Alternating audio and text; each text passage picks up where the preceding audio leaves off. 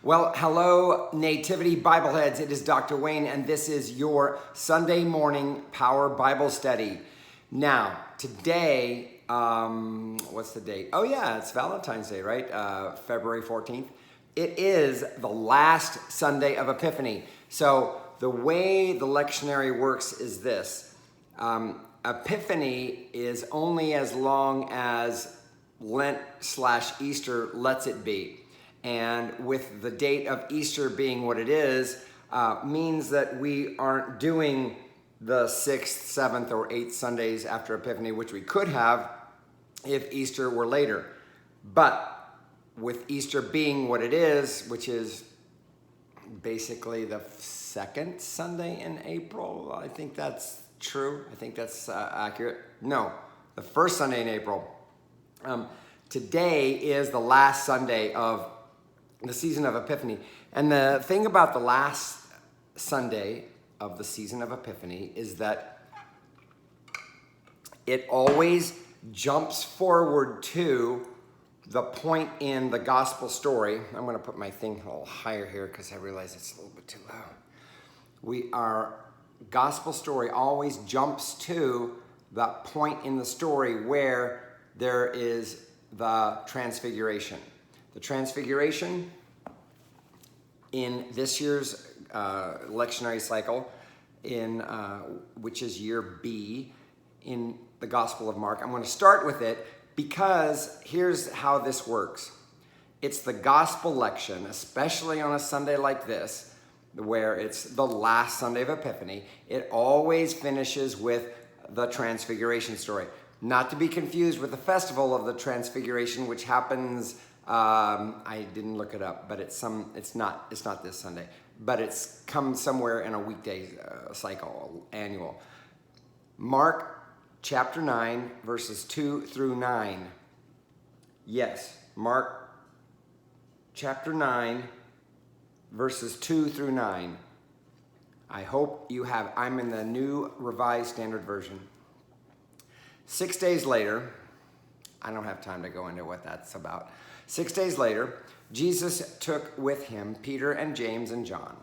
Peter and James and John typically accompany Jesus when he's going to be doing something big, and led them up to a high mountain apart. I went to, there's a tradition that this is Mount Tabor in Israel. And when I did my Israel trip back in February of 2017, we took a trip up to this mountain, and you hire a driver, and he takes you up. And this is a very narrow road, and he's like, it's very, feels dangerous. But anyway, it was rain. The rain came and it was cold. Anyway, we did get up safely. We got down safely. Spoiler alert. There you go. Led them up a high mountain apart. By the way, we don't really have any evidence that this was Mount Tabor.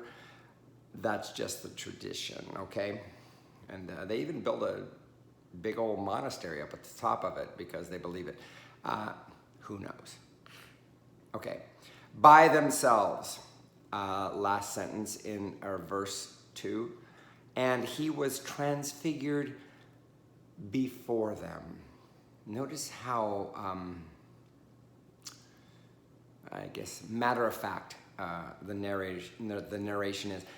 It's not that dissimilar to the narration of the resurrection, or not the resurrection, but the crucifixion, where it says, and there they crucified him. And he was transfigured before them. Transfigured, what does that mean? It means his appearance changed. There was a change in the way he looked to them. Verse 3, and his clothes became dazzling white. Anytime your clothes become dazzling white and you're being transfigured, what does that mean? It means that you are revealing something theophanically. It's a theophany. What's a theophany? A theophany is a God manifestation, a manifestation of the divine.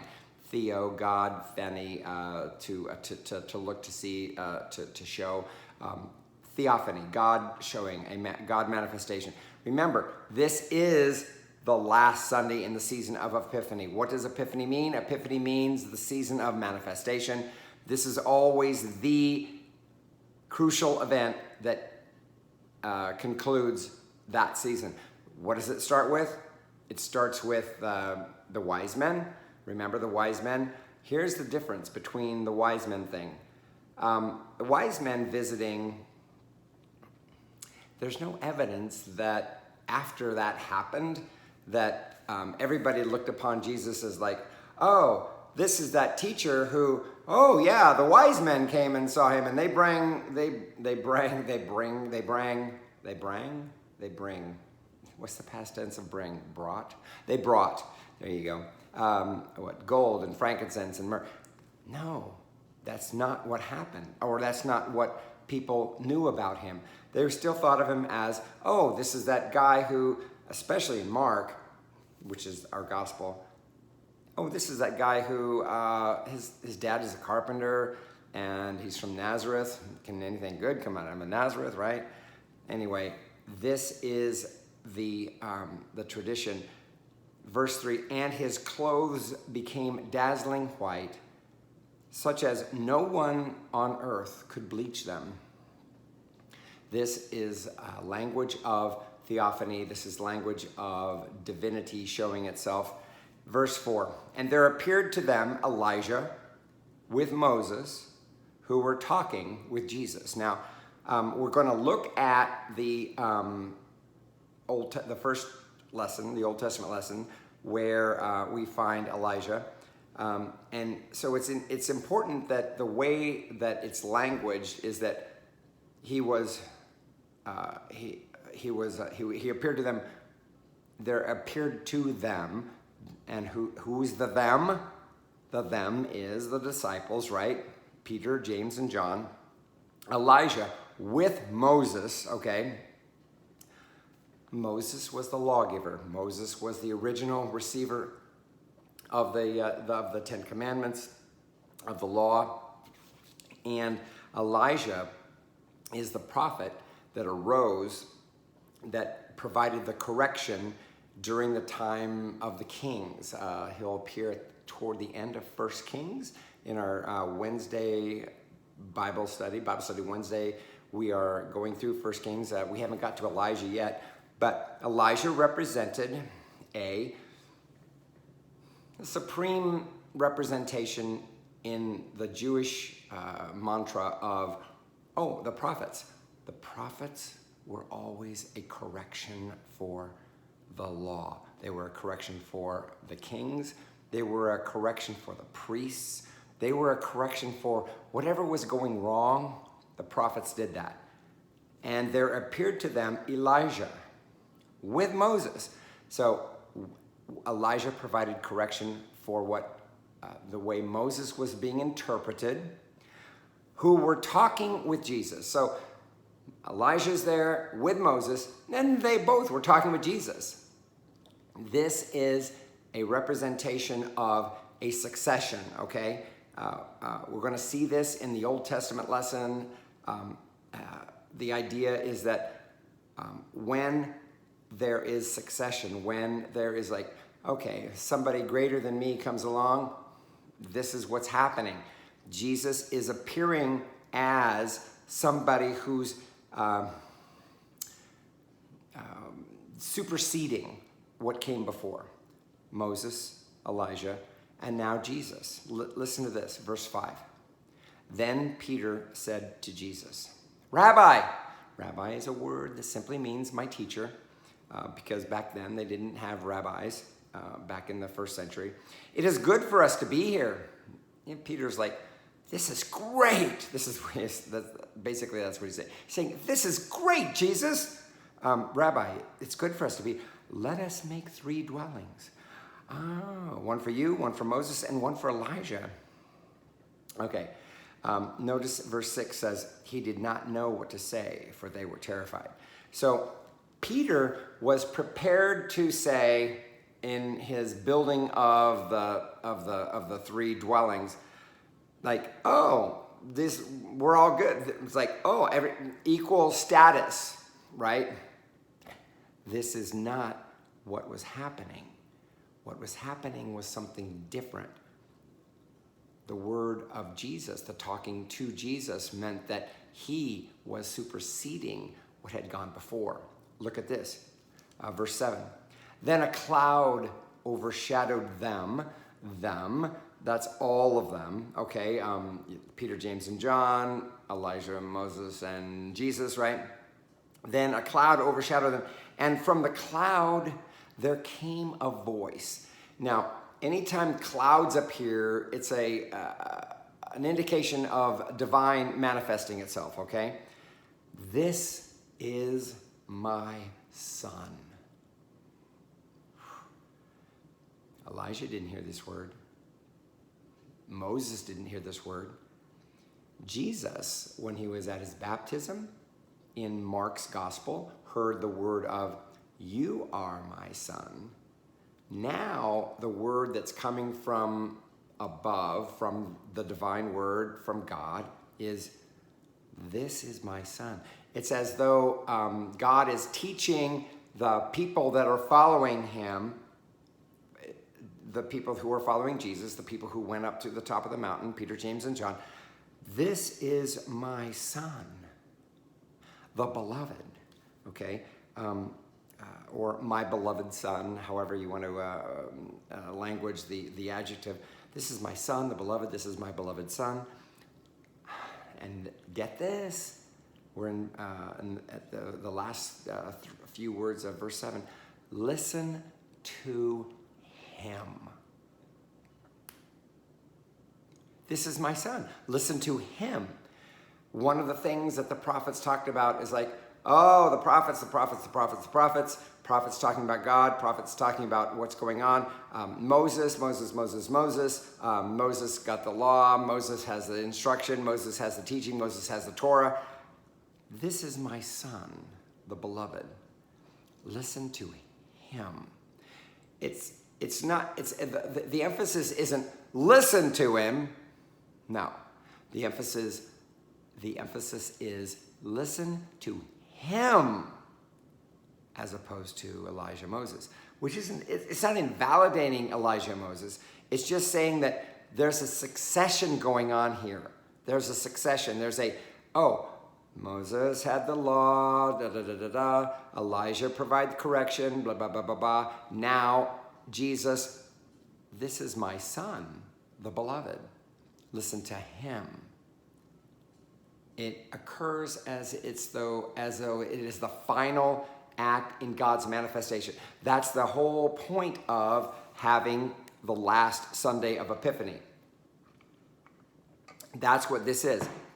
Epiphany means what? Manifestation, showing Jesus revealing God to the world. This is my son. This is my beloved son, the beloved. My son, the beloved. Listen to him. Verse 8. Suddenly, when they looked around, they saw no one with them anymore, but only Jesus. Yeah. So the conversation resulted in Jesus. I think I said this in a sermon once where I said, like, Jesus is basically tell him, I got this. Good. Moses, good. Elijah, what you said, good, awesome. And you know what? Now, I got this. Verse 9. As they were coming down the mountain, he ordered them to tell no one about what they had seen until after the Son of Man had risen from the dead. This is a part of that motif in the Gospel of Mark where Jesus is continuing to say, not yet, because there's, you know how when the demons or the evil spirits that Jesus would cast out in the Gospel of Mark, he'd always tell them, he ordered them not to speak. There's a time and a place for the word of truth. This is what Jesus is. He's representing, or he's reflecting the fact that, you know what? This isn't the time. This isn't the time. This isn't the time to break out with this, okay? I know you're all like, wow, this is really cool. But you know what? No. The time that is right for Jesus happens after the crucifixion, after the resurrection. That's the time. Okay, all right. So I wanted to start with the gospel text because when we look at our lectionary text for any week, the theme for the week is set by the gospel, okay? And I haven't been doing this in these studies on Sunday mornings, but today I feel like it's important because it is that last Sunday of Epiphany and the other lessons make no sense.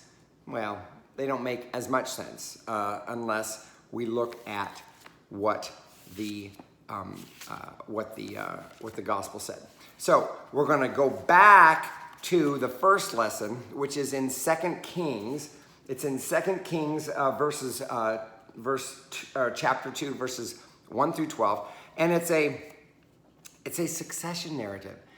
It's a narrative about Elijah passing on his mantle, his prophetic ministry to Elisha, okay? Some people will pronounce it Elisha, but my argument is if you're going to pronounce it Elisha, then Elijah would be Elijah. So you don't really make any points there, right? Chapter 2, verse 1. Now when the Lord was about to take Elijah up to heaven by a whirlwind, Elijah and Elisha were on their way to Gilgal. Gilgal, what do you need to know about Gilgal? It's not far from Jericho. It's not far from the Jordan River. Here's what's going on. Elijah is doing, you know how you do a victory tour? When you're like, you're famous and everybody knows you. It's like, oh yeah, this is a victory tour. Every commentary I read about that is like, we don't really understand why he's going in these cities. And some of them will look at like, oh, the historical significance of each city. No, here's what he's doing. He's making a victory tour. It's a victory tour. Everybody knows he's retiring. And look at this. Verse 2. 2 Kings chapter 2, verse 2. Elijah said to Elisha, stay here, for the Lord has sent me as far as Bethel.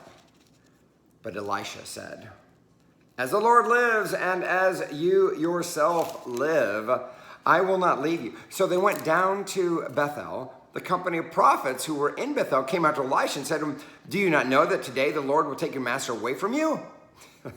They're like saying, don't you know he's doing a victory tour?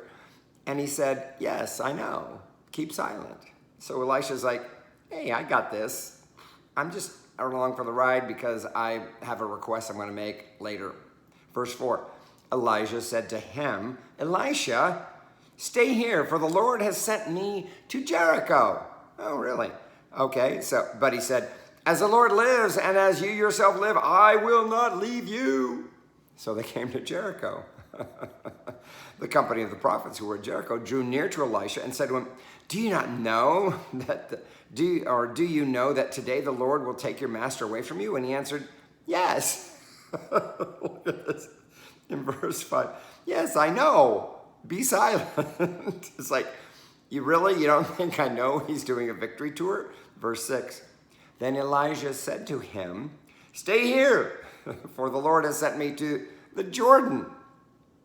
But he said, as the Lord lives and as you yourself live, I will not leave you. This is Elisha talking. So the two of them went on. 50 men of the company of the prophets also went. They're like, hey, we got to see how this is going to turn out. And stood at some distance from them as they were standing by the Jordan. It's a little circuitous route. It's not really all that significant. It's just a victory tour. Everybody's got one. Bands do it. sports heroes do it. Verse 8, then Elijah took his mantle and rolled it up. Mantle, what's that? It's like your cloak. It's like your coat, all right? He struck the water. The water was parted to the one side and to the other, all until the two of them crossed on dry ground. Yeah, what does that remind you of? Exodus imagery, yes? Yeah, it does. What do we hear about in Exodus when Moses raises up his arms and the sea parts, and it says, oh, that the children of Israel walked across as though they were on dry land. This crossing is a major entrance into a new reality, a new segment of history, okay? This is what this whole scene is about. Going into a new place, entering a new place, leaving something behind and entering something new. This is why we have the imagery of the Exodus. Okay, very good. I'll let you verse 9. When they had crossed, wait, did I finish that? So seriously, yes, verse 9. When they had crossed, Elijah said to Elisha, tell me what I may do for you before I am taken from you. We've already been told that Elijah is, his days are numbered. He's gonna head, he's going to be not subsumed, but assumed into heaven. Look at this. Elisha said, please let me inherit a double share of your spirit.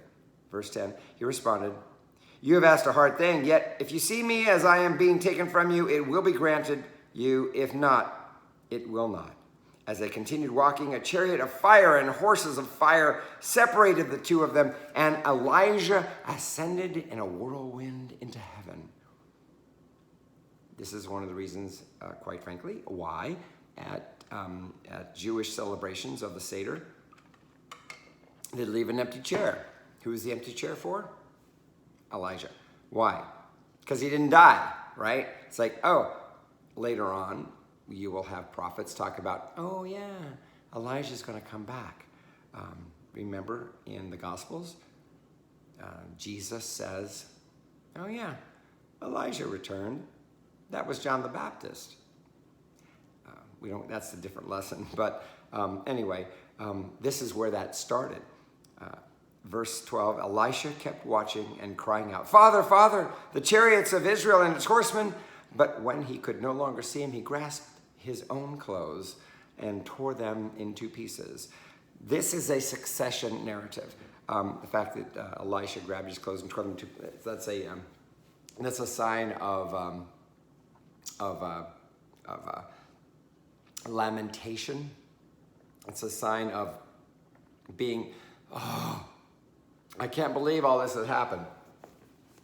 And it's totally appropriate because of the fact that it's not like he didn't know Elijah was going away.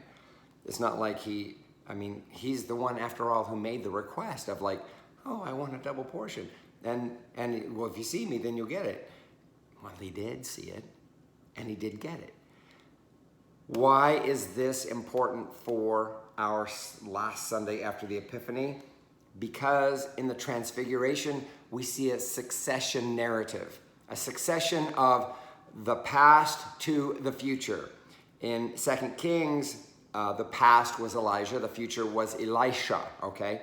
And in our Gospel of Mark, it is the succession of Moses, the law, Elijah, the prophets, Jesus, the Son, the beloved Son. Okay, that's it for our first reading. Gospel, and now the first reading. Now the Psalm, Psalm 50.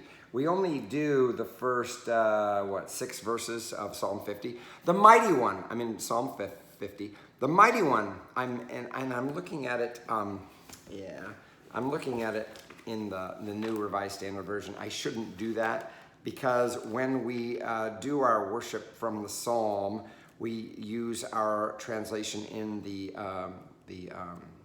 Book of Common Prayer. And in the Book of Common Prayer, Psalm 50, verses 1 through 6, starts on page 654, okay? The Lord, the God of gods, has spoken. He has called the earth from the rising of the sun to its setting. There's creation imagery here, okay? Out of Zion, Zion's that mountain in Israel, in Jerusalem, where the temple was built, perfect in its beauty. God reveals himself in glory. Our God will come and will not keep silence.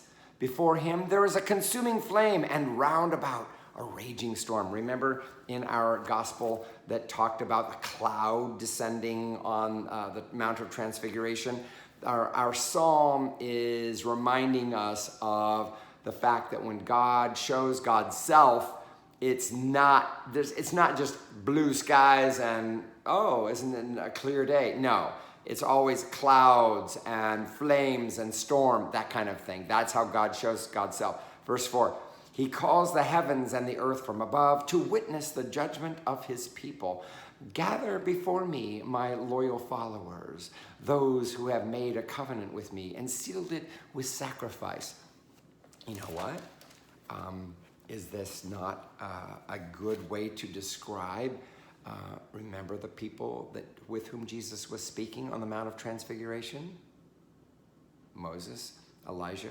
Are they not people who made a covenant with him, sealed with sacrifice? Yeah, both of them gave up, their lives to be Moses, to be a prophet, to be a spokesman for the law, to receive the tablets, to receive the law, to communicate the law, to administer the law, and then Elijah to make the corrections. Have they not been those people who have made a sacrifice and sealed it, or who have made a covenant and sealed it with a sacrifice? Yeah, they have. They sacrificed their lives, indeed, for being in covenant with God. Verse 6, let the heavens declare the rightness of his cause, for God himself is judge. That's all we're going to do from Psalm 50. So in our passages of the last Sunday of Epiphany, we have covered, the Gospel of Mark, we've covered the first lesson of 2 Kings 2, 1 through 12, and the Psalm 50, 1 through 6. Last but not least is Paul's letter to the second letter to the Corinthians, chapter 4, verses 3 through 6. 2 Corinthians chapter 4, verses 3 through 6. Okay. Even if our gospel is veiled, it is veiled to those who are perishing. Okay, what's this all about? So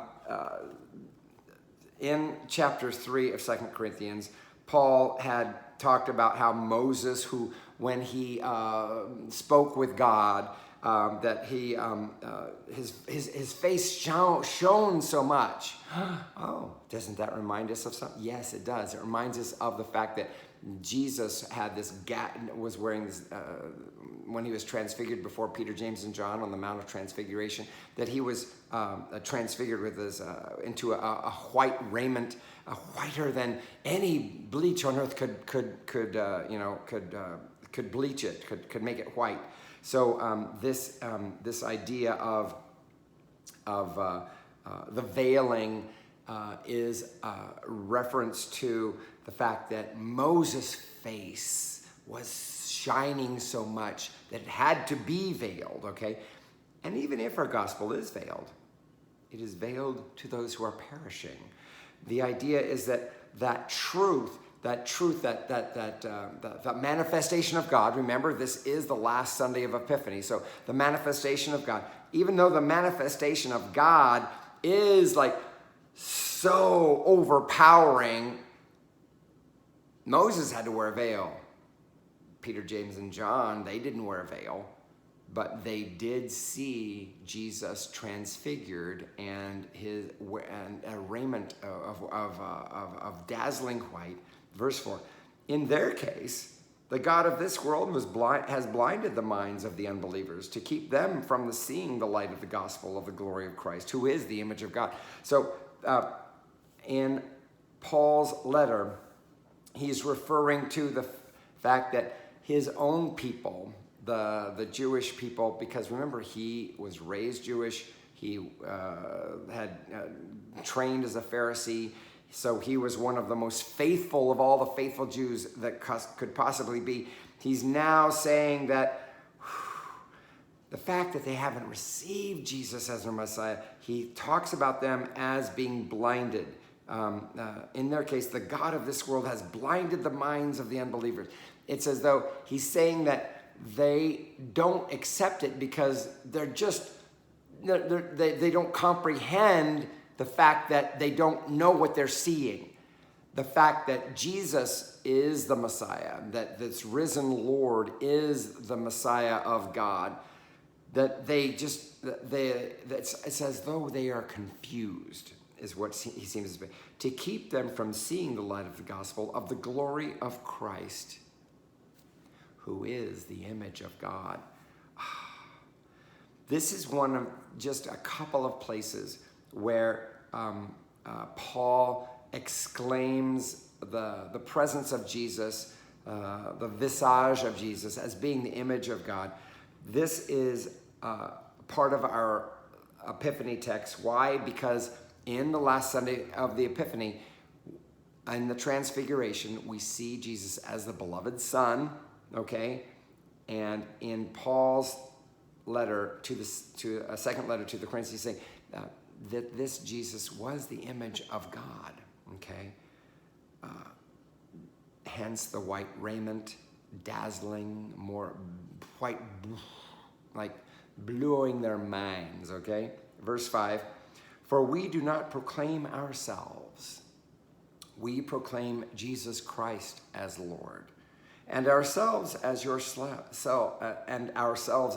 slaves for Jesus' sake. For it is the God who said, let light shine out of darkness, who has shone in our hearts to give the light of the knowledge of the glory of God in the face of Jesus Christ. The Apostle Paul goes back to creation imagery of God creating light.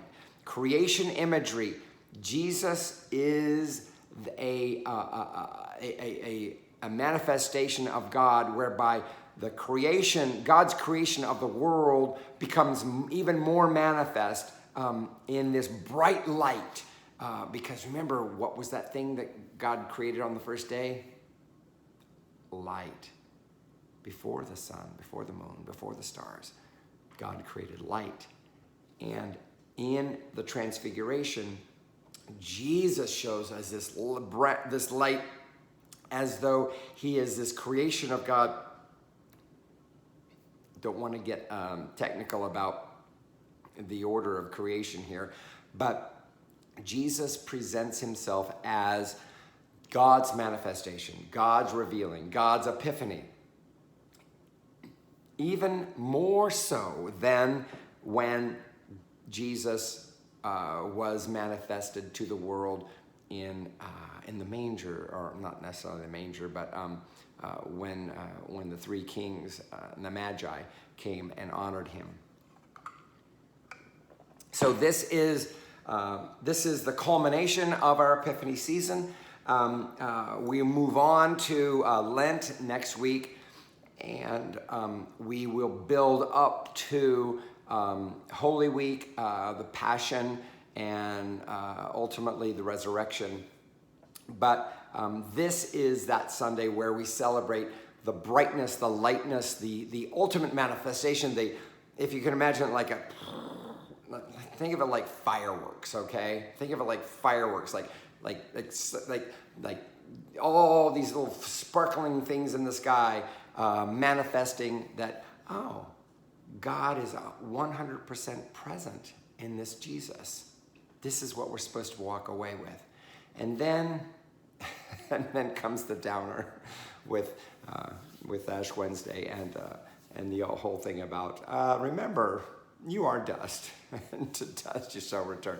So the idea is that we need to get ourselves prepared for the blessing that the resurrection will be. So this is the conclusion of Epiphany season. I do hope to do a Bible study Wednesday this week on the Ash Wednesday texts. That is my goal, so hopefully I will have that for you. Even so, we will have our a service at noon. It'll be rebroadcast at 7. I do plan on doing a Bible study Wednesday. I'm planning on it. Lord help me that I can get that done for you on the texts of Ash Wednesday, so you can view those before the service at 7 p.m. Blessings on your epiphanizing yourself and as you prepare for our Lent, which is to come.